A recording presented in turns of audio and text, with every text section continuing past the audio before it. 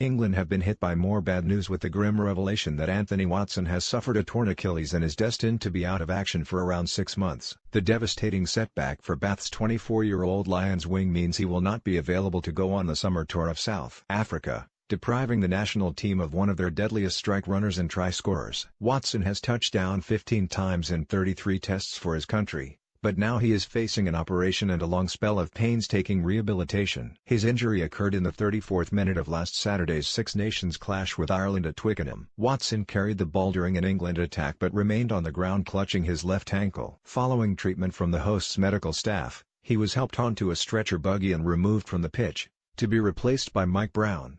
After the match, Eddie Jones described the situation as not good for the man who had started the game at fullback. Sportsmail understands that Watson had a scan today and the result was the worst-case scenario, confirming a tear rather than a strain. His season is over and he will join Courtney Lawes and Nathan Hughes in missing the South Africa tour, so the realistic objective will be to return in time for the early weeks of the 2018-19 campaign with Bath. The loss of Watson will be keenly felt by club and country.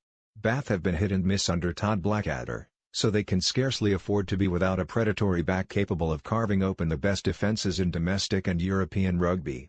Jones will now have to rethink his plans at fullback, ahead of his team's series opener against the Springboks in Johannesburg on June 9. He can either return to the familiar figure of Brown again, or switch Elliot Daly to number 15 as a promising alternative.